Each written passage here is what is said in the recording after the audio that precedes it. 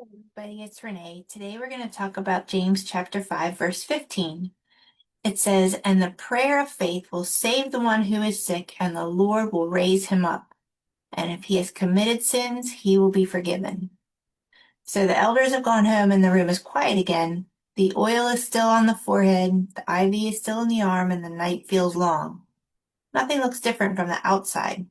But James has just said something that changes everything. Not in the room, but in the realm that governs the room. The prayer offered in faith will restore. The Lord will raise him up. He will be forgiven. Not will, not could, but will.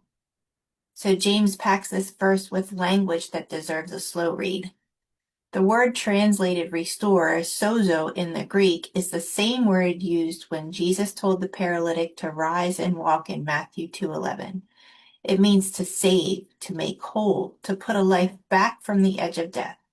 James uses it here not as a possibility, but as a promise. The prayer of faith does not merely petition, it participates in what God is already moving toward. Raise carries equal weight. The Greek word appears here throughout the New Testament in resurrection contexts. The same word used when the stone rolled away and the tomb was found empty. James borrows it deliberately. The Lord who raised Christ is the same Lord who stands over the sickbed. The power at work is not different in kind, only in timing. And the word forgiven arrives almost unexpectedly, but James connects illness and sin not to assign blame, as if every sickness is a consequence, but to remind us that healing in Scripture is always about the whole person. God is not merely interested in fixing the body. He is restoring the one he made, body, soul, and record before him. This verse can be difficult to hold when the answer to prayer does not look the way we expected.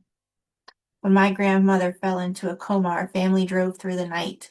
I prayed the entire way, very specifically, believing that my prayers, that she would be sitting up when we walked through the door. When we arrived, she had already passed.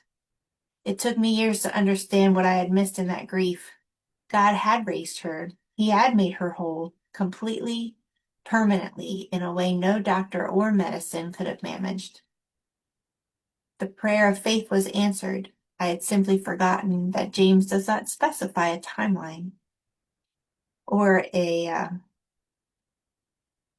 realm. I had not counted for eternity as a valid answer. James refuses to let the promise be shrunk down to fit what we can see. Some are raised before the ambulance arrives. Some recover slowly over months of treatment and prayer. Some are raised when the trumpet sounds. And what was mortal puts on immorality. The verb will covers all of it. The promise is not canceled by a difficult outcome. It is sometimes fulfilled on a longer horizon that we had planned for. This is not a comfort that dismisses grief. It is a truth that holds grief without letting it have the final word. There is a version of this verse that has been used to wound people, the implication that if healing did not come, the faith was insufficient. That reading does damage James never intended. The prayer of faith is not a formula that produces guaranteed physical results on a human schedule. It is a posture of genuine trust in the character and sovereignty of God, bringing the sick before him, invoking his name, and leaving the outcome in his hands without pulling it back.